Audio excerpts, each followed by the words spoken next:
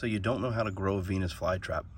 By the end of this video, you're going to know exactly what to do to have healthy, long-lasting Venus flytraps. I constantly see people having issues growing Venus flytraps, and that's unfortunate because they're one of the easiest carnivorous plants to grow once you understand what they need. And so in today's video, I'm going to tell you exactly what that is in order for you to have successful Venus flytraps for years to come. Now, the most important number one thing is light. If you don't remember anything else from this video, know that light is the most important thing. A lot of people want to try to grow these indoors, and you can do that, but you have to be very, very, very specific in their care. For the most part, these plants are gonna want to be outdoors and full sun. Now, I grow them in Florida, and in Florida it is very, very bright, and so I grow these in a south facing part of my lawn in Florida, where it can get to, feels like temperatures of 112, but usually is around 95, 96 degrees during the summer, and they love it. If you're somewhere like Arizona where it's, you know, well into the hundreds, you may need to do something a little different and put them in partial light. But for the most part, they grow in the border of North and South Carolina, and I have lived near that area and have visited several times for a long time, and I will tell you that it gets really steamy, so they enjoy that very, very much. So light is the most important feature. If you're going to have them seed for you, they're going to need light to photosynthesize. If you are going to have them in a wet environment like in Florida, they're going to need that sun to help dry them out. Light is the most important. The second most important factor is going to be water. Venus flytraps are very sensitive when it comes to water, more so than most carnivorous plants. You can't just use any tap water, any type of water. You have to make sure that the TDS, or excuse me, the parts per million are under 50. Now, this is easy to do. Get you a TDS meter on Amazon. They run about between $5 and $10, and it will tell you what parts per million. Now, some of your plants like Sarracenia and sundews, they can handle higher than that. But for Venus flytraps, you're gonna wanna keep it there. There are other things you can do that we'll talk about in later videos about, like when it comes to, you know, flushing out your pots and stuff. But for this video, for beginning, let's just say you need to have 50 or below for your parts per million. Now, what water can you use to get there?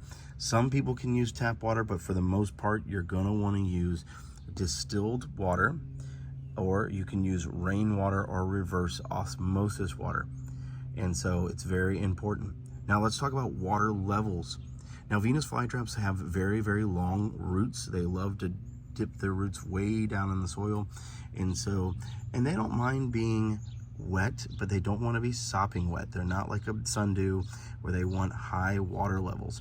And so I grow mine in these taller pots, and I have them with about a ½ inch to an inch of water, and I'll even let them kind of dry out, not the soil dry, but have it where it's a little damp before I water again. Now, back to that first part. If you keep them in bright light, they can handle higher water levels. And so don't be discouraged or concerned if they're growing in an area like Florida that gets a ton of rain. As long as they're getting a ton of light, they will do just fine. Next, let's talk about soil. With soil, they're gonna want peat moss that has no fertilizer or anything added to it, and perlite. You can do 50-50. Some people do sand in there as well, but just make sure it's mineral-free sand. And then also, if you live in a very rainy condition, you can do more like a 60-40 with being more perlite than peat. But honestly, back to that first one, and you're gonna get tired of hearing it, is if you give it plenty of light, you will be fine. I grow these in Florida, as I've mentioned, and so we get a ton of water, and then we have hurricane season, and they still do just fine with 50-50 peat and perlite. Now you can grow them in a sphagnum moss 100%, and this is viable. The problem I have with sphagnum moss, especially if you live in a wet environment, is it will break down on you pretty quick, and so you will have to repot them often. But with this peat perlite, it does the trick, and they do just fine. The last thing that I will say is just don't be overprotective of them. People look at Venus flytraps a lot of times like an animal, and so they get so hovering and consuming with them. And Venus flytraps like to be left alone. And so if you're going to repot them when they're dormant. Don't go to repotting them when they're trying to grow. You don't have to like sit there and constantly fret over them. You don't have to overfeed them. If you grow them outside, you don't even have to feed them at all. They will take care of everything that they need. They can be cranky if you jostle them around a lot, so just let them be. And that's one of the things I see a lot of times, is that people will just over fret about them and will look at every little spot. And that's okay if you're just starting off and you're just learning, you're worried about them. I get it and I understand, but I'm here to tell you, they like to be left alone and just to do their own thing, and they will do just fine. Remember, these plants are survivors, and where these plants grow are in the pine barrens, where there's incremental fires that go through and burn them down to the soil base, and there's heavy rain, sometimes flooding. There's a whole lot of things going on in their environments, and they're able to prosper and do just fine. And so don't over fret, just kind of let them be, and they will do great for you. So if you follow these very simple things, you will be successful in growing Venus flytraps. Don't overcomplicate it. There are some videos out there that will tell you a laundry list of things to do, but just follow those simple steps: light, water, soil, and you will be just fine with these plants. Don't overcomplicate it. Don't overthink it. And try to think like the plant thinks. If you try to do like it's too hot for you, that doesn't matter. It's what the plant needs.